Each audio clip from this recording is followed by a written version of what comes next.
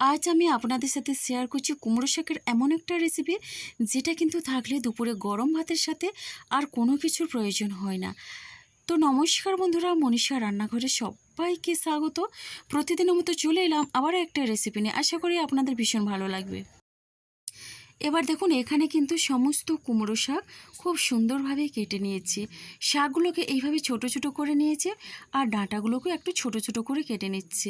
ডাঁটাগুলো কিন্তু একেবারে কচি আর নরম। শাক আর ডাঁটা কেটে নেওয়ার পরে ধুয়ে আমি পরিষ্কার করে নিয়েছি। আর আজকে এখানে বেশ কয়েকটা সবজি দিয়ে রান্না করব। বিশেষ করে এখানে নিয়েছি আমি কাঁঠালের বিচি, আর কাঁঠালের বিচি দিয়ে রান্না করলে জাস্ট অসাধারণ লাগে। দেখুন, একটা মাঝারি সাইজের আলু নিয়েছিলাম, আলুগুলোকে এইভাবে ছোট ছোট করে কেটে নিয়েছি। সাথে একটা বেগুন নিয়েছি আর নিয়েছি কাঁঠাল বিচি। কিছুটা পরিমাণে কাঁঠাল বিচি নিয়েছিলাম। কাঁঠাল বিচিগুলো বেশ ভালোভাবে এইভাবে কেটে ধুয়ে পরিষ্কার করে নিয়েছি। দুটো নিয়েছিলাম পটল। দেখুন, এবার রান্নার জন্য গ্যাসে কড়াই বসিয়ে দিয়েছি। কড়াইটা গরম করে দিয়ে দিলাম কিছুটা পরিমাণে সর্ষের তেল। তেলটাকেও বেশ ভালোভাবে গরম করে নিতে হবে।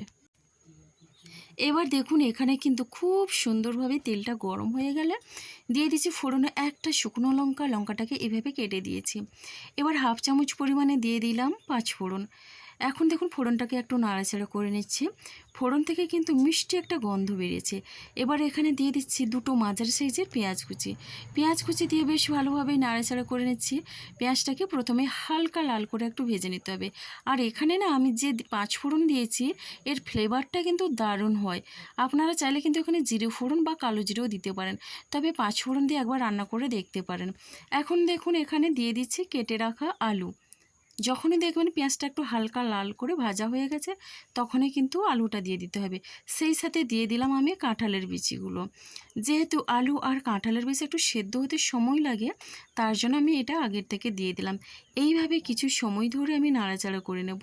রান্নাটা কিন্তু একেবারে ঝটপট হয়ে যায় অল্প সময়ের মধ্যে। এবার দেখুন, এখন আমি এখানে ঢাকনা চাপা দিয়ে 3 থেকে 4 মিনিটের মতো লো ফ্লেমে রান্না হতে দেবো। এতে করে কিন্তু কাঁঠালের বিচি আর আলুটা অনেকটা নরম হয়ে যায়। অনেক রকমভাবে আপনারা কুমড়ো শাক তো রান্না করে খেয়েছেন, তবে এইভাবে একবার হলেও ট্রাই করে দেখতে পারেন। দারুণ হয় কাঁঠাল বীজ দিয়ে কিন্তু কুমড়ো শাকের এই রেসিপিটা। এবার আমি বাকি যে সবজিগুলো ছিল সেগুলো দিয়ে দিচ্ছি। বেগুন আর পটলটা দিয়ে দিলাম। আর এখন আমি সমস্ত সবজি বেশ ভালোভাবে মিশিয়ে নেব। মিডিয়াম ফ্লেমে রেখে কিন্তু এখানে 1.5 থেকে 2 মিনিটের মতো নাড়াচাড়া করে নিচ্ছি। এই রান্নাটা থাকলে বন্ধুরা দুপুরে গরম ভাতের সাথে না আর কোনো কিছুর প্রয়োজন হয় না। এবারে দেখুন, ঢাকনা দিয়ে আরও 3-4 মিনিটের মতো রান্না হতে দেব। এবার ঢাকনাটা খুলে এখন নাড়াচাড়া করে নিচ্ছি। দেখুন, সবজির গায়ে কিন্তু একটা ভাজা ভাজা কালার ধরেছে। এইভাবে সবজিগুলোকে একটু ভেজে নিয়ে রান্না করলে দারুণ হয় কিন্তু খেতে। দেখুন, বেগুনটা দেখেও বোঝা যাচ্ছে বেগুনটাও সেদ্ধ হয়ে গেছে। এইভাবে কিন্তু কিছু সময় ধরে নাড়াচাড়া করে নিয়ে সবজিগুলো একটু ভাজা ভাজা করে নেওয়ার পরে 4টে কাঁচা লঙ্কা চেরা দিয়ে দিলাম আর দিয়ে দিচ্ছি কুমড়ো শাক। বন্ধুরা, রেসিপিটা কিন্তু এই কাঁচা লঙ্কার ঝালেই রান্না হবে। এবার আমি সমস্ত শাক দিয়ে বেশ ভালোভাবে নাড়াচাড়া করে মিশিয়ে নিচ্ছি। বন্ধুরা, কুমড়ো শাকের তো অনেক রকমের রেসিপি করে খেয়েছেন, তবে এইভাবে একবার রান্না করে দেখবেন, বেশ ভালো লাগে দুপুরে ভাতের সাথে খেতে।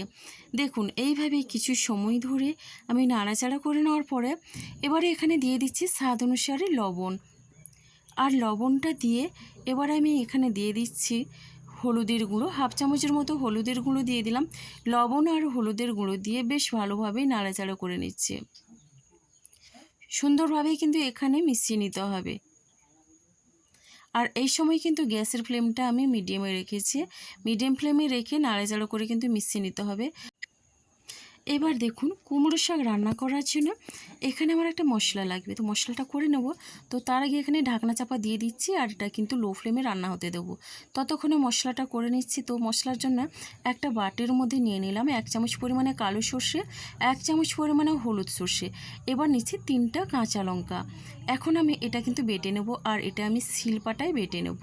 তো বাটা আমি দেখালাম না, অনেকটা বড় হয়ে যাবে ভিডিওটা। দেখুন, এবার আমি ঢাকনাটা খুলে একটু নাড়াচাড়া করে নিচ্ছি। এই মশলাটা দিয়ে রান্না করলে কিন্তু দারুণ লাগে খেতে। তবে আপনারা যদি সর্ষে পছন্দ না করেন, এখানে পোস্ত বাটা দিয়েও রান্না করতে পারেন, এমনকি কোনো বাটা মশলা দিয়েও নাও রান্না করতে পারেন।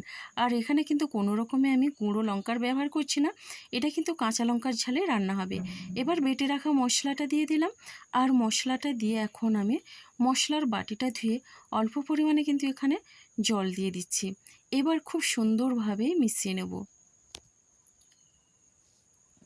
বাচ্চা থেকে বড় সবাই কিন্তু ভীষণই তৃপ্তি করে খাবে কুমড়ো শাকের এই রেসিপিটা, ভীষণই ভালো লাগে খেতে। এবার দেখুন মিডিয়াম ফ্লেমে রেখে খুব সুন্দরভাবে নাড়াচাড়া করে সর্ষে বাটাটা আমি মিশিয়ে নিলাম। এখন দেখুন এখানে রান্নার জন্য দিয়ে দিচ্ছি পুরোপুরি জল। তো 1 বাটির পরিমাণে প্রথমে আমি জল দিয়ে বেশ ভালোভাবে মিশিয়ে নিচ্ছি। আর আমি এখানে কিন্তু সর্ষে বাটা দিয়ে বেশি সময় ধরে এখানে কষালাম না বা নাড়াচাড়া করলাম না, সর্ষে দিয়ে বেশি সময় ধরে নাড়ানোর দরকার নেই। এবার দেখুন জলটা দিয়ে খুব সুন্দরভাবে এখানে মিশিয়ে নিয়ে ঢাকনা চাপা দিয়ে রান্না হতে দেবো মোটামুটি 5 মিনিটের মতো। দেখুন 5 মিনিটের পরে আমি ঢাকনা খুলে দেখিয়ে দিচ্ছি, খুব সুন্দরভাবেই কিন্তু এখানে সবজিগুলো সেদ্ধ হয়ে গেছে, দেখেই বুঝতে পারছেন। তবে এখানে একটু ঝোল ঝোল আছে, এইভাবে কিন্তু ঝোল থাকবে না। এটা দেখুন এইভাবে নাড়াচাড়া করে নেওয়ার পরে এখানে একটু চেক করে নিচ্ছি আলু আর এখানে কাঁঠালের বীজ ডাঁটা খুব সুন্দরভাবে সেদ্ধ হয়ে গেছে। এবার এখানে দিয়ে দিচ্ছি একটু চিনি, সামান্য পরিমাণে চিনি দিলাম। চিনি দিলে কিন্তু মিষ্টি হবে না, তবে স্বাদটা ব্যালেন্স করবে, খেতে লাগবে অসাধারণ। এবার এখানে হাফ চামচের মতো দিয়ে দিলাম জিরের গুঁড়ো। জিরের গুঁড়ো আর চিনিটা দিয়ে বেশ ভালোভাবে নাড়াচাড়া করে নিচ্ছি, মিশিয়ে নিতে হবে খুব সুন্দরভাবেই।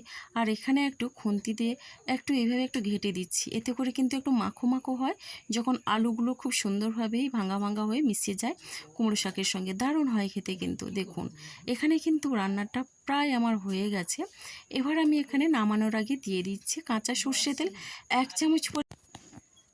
নামানোর আগে অবশ্যই কাঁচা সর্ষে তেলটা দিয়ে দেখবেন, রেসিপিটার স্বাদ কিন্তু দুর্দান্ত হয়। খুব সুন্দরভাবে এখানে আমি মিশিয়ে নিলাম তেলটা দিয়ে। দেখুন এখানে কিন্তু একেবারে রান্নাটা আমার কমপ্লিট হয়ে গেছে। আর এইভাবে কিন্তু মাখো মাখো থাকবে এই রেসিপিটা। কেমন লাগলো অবশ্যই একটা মিষ্টি কমেন্ট করবেন, আর বন্ধুবান্ধবের মধ্যে বেশি বেশি করে কিন্তু শেয়ার করে দেবেন, আর একটা লাইক করে দেবেন। দেখুন পরিবেশনের জন্য একেবারে রেডি, আর এখন আমি পরিবেশন করে নেব। কুমড়ো শাকের এই রেসিপিটা কতটা লোভনীয় হয়েছে দেখেই বুঝতে পারছেন।